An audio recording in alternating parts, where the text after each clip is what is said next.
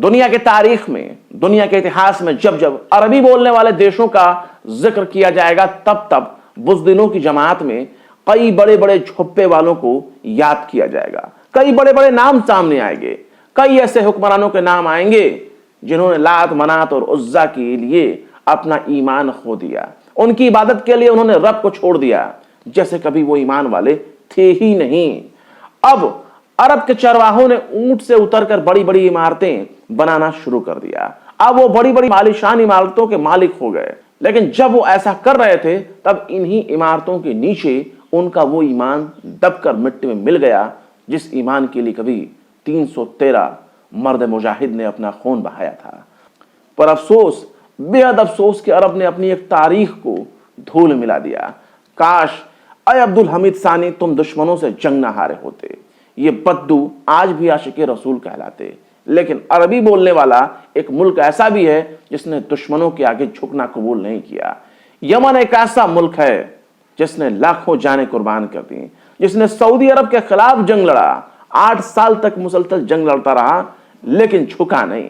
खुद सऊदी अरब के बड़े बड़े शहनशाह यमन के अंसारुल्लाह की बगावत के आगे झुक गए।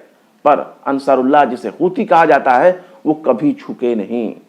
गजा जंग शुरू होने के बाद से यही यमन के हूतियों ने समंदर में नाकेबंदी लगा दी, जिसके बाद लाल सागर और यमन के समंदरी इलाकों में होकर गुजरने वाले तमाम जहाजों को निशाने बनाने का काम शुरू हो गया। हूतियों ने उन तमाम जहाजों को निशाना बनाना शुरू कर दिया जिनको इजराइल का करीबी माना जाता है।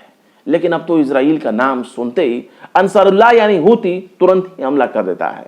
अब अंसारुल्लाह ने ऐलान किया है कि उन्होंने 1-2 नहीं बल्कि 23 मिसाइल और ड्रोन से इजराइल पर अटैक किया है। और उन्होंने इस हमले के दौरान अमेरिकन नेवी के 3 डिस्ट्रॉयर शिप को निशाना बनाया।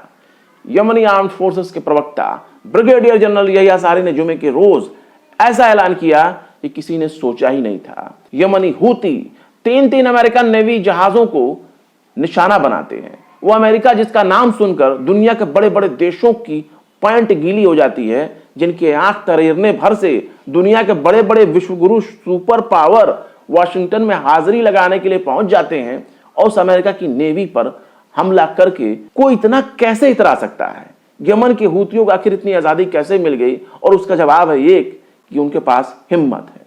पर यमन के हूतियों ने जो ऐलान कर दिया सो कर दिया। उन्होंने जो कहा कि हमने हमला किया है सो किया है।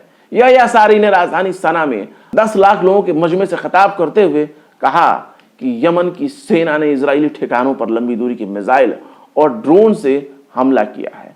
मकामी वक्त के मुताबिक रात 12:40 पर इजराइल के मरकज में मौजूद तेल अवीव के कई जिलों में सायरन बजने लगे।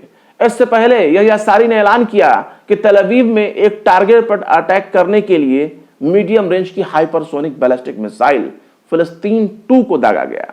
इसके अलावा हमलावर ड्रोन से भी हमला किया गया। मतलब न सिर्फ अमेरिकन नेवी के जहाजों पर हमला किया गया बल्कि तेल अवीव पर भी अटैक किया गया है।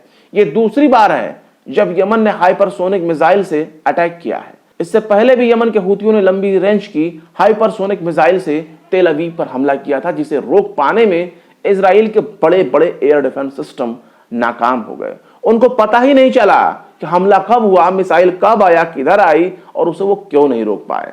हालांकि इस हमले में इजराइल को कितना नुकसान हुआ, इस बारे में इजराइल का एक ही रटा रटाया जवाब होता है जो हमेशा बरकरार रहेगा।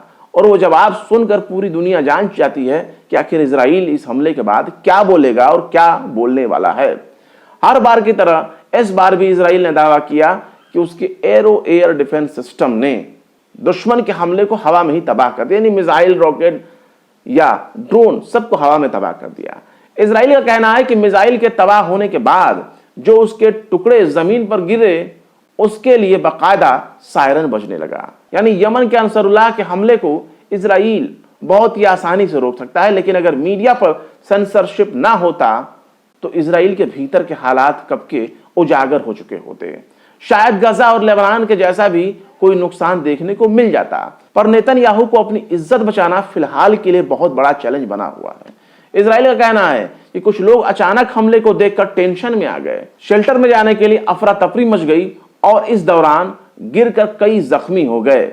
वैसे भी गिरे हुए पता नहीं कितनी बार गिरेंगे। इनका तो गिरना लगा ही रहता है क्योंकि ये गिरे हुए लोग हैं। इस हमले से इजराइल को कितना नुकसान पहुंचा इस बारे में सिर्फ और सिर्फ इजराइल ही बता सकता है, लेकिन उससे भी शर्मनाक अमेरिका का MQ-9 ड्रोन है जिसे हूतियों ने 2 हफ्ते पहले ही मारकर गिराया था। 1 हफ्ता भी नहीं गुजरा था जब यमन के हूतियों ने MQ-9 ड्रोन को 10वीं बार मार गिराया था। अमेरिका के लिए सबसे शर्मनाक बात यही है कि हूतियों ने बाकायदा ड्रोन को मार गिराने का फुटेज भी उस वक्त जारी किया था। वहीं नेतन्याहू के लिए एक और शर्मनाक वाकया पेश आया है। जब Netanyahu United nation security council में मंच पर खिताब करने के लिए पहुंचे, तब जैसे ही उनको बुलाने का ऐलान हुआ वैसे ही कई देशों ने नेतन्याहू का बहिष्कार कर दिया, वॉकआउट कर गए, जिसके बाद पूरा का पूरा हॉल ही खाली हो गया। इक्का दुक्का लोग ही बचे रह गए, जिसके बाद नेतन्याहू की भारी बेइज्जती हो गई। इतनी ताकत और हिमायत के बावजूद भी दुनिया के लिए नेतन्याहू कोई राजनेता ही नहीं है। बहुत से लोग कहते हैं कि इजराइल अकेला 56 देशों पर भारी है। उन्हें शायद ये मालूम नहीं है कि इजराइल कभी अकेला था ही नहीं, वरना मिडिल ईस्ट से उसका नाम मिट चुका होता। जिसके साथ अमेरिका और पश्चिमी देश शामिल हों, उसे डरने की क्या जरूरत है। वैसे भी अरब देशों को अमेरिका परस्त माना जाता है, इसलिए उनकी गिनती इजराइल के खेमे में बिल्कुल नहीं है। उनकी गिनती इजराइल के दुश्मनों में बिल्कुल नहीं है। वहीं हूतियों का कहना है कि उनका यह हमला फलस्तीन की हिमायत में था।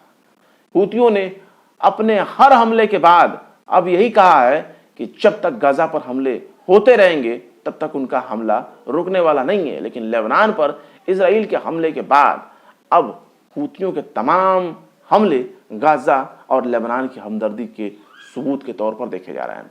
गौर करने वाली बात यह है कि जिस तरह से इजराइल ने गाजा में नरसंहार किया, ठीक उसी तरह से लेबनान का हाल भी देखने को मिल रहा है। अमेरिका और पश्चिमी देशों का मंसूबा बिल्कुल क्लियर है, बिल्कुल वाज़ेह, बिल्कुल साफ है। मुस्लिम देशों का रुख बिल्कुल भी साफ नहीं।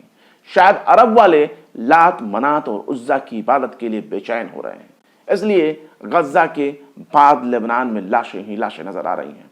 पर बादशाह वक्त के जुबान पर ताला लगा हुआ है। फिलहाल इस वीडियो में से इतना ही। ये वीडियो को कैसा लगा कमेंट बॉक्स में जरूर बताएं। वीडियो पसंद आए तो लाइक करें, शेयर करें और बेबाक, निष्पक्ष, स्वतंत्र पत्रकारिता को सपोर्ट करने के लिए आप हमारे चैनल टाइम्स मेल को जरूर सब्सक्राइब करें और हाँ, बेल आइकन का घंटी वाला बटन जरूर दबा दें ताकि हमारे चैनल पर आने वाले नए वीडियो का नोटिफिकेशन आपको फौरन ही मिल जाया करे। फिर मिलते हैं किसी और वीडियो में एक नई खबर के साथ। शम्स तबरेज को दीजिए इजाजत। जय हिंद। तो देख लिया आपने हमारे इस वीडियो को। हमें उम्मीद है कि आपने हमारे वीडियो को लाइक किया होगा और दूसरों को भी शेयर किया होगा। अगर अभी तक आपने हमारे चैनल टाइम्स मेल को सब्सक्राइब नहीं किया है तो जल्दी से सब्सक्राइब कर दें और बेल आइकन भी प्रेस कर दें।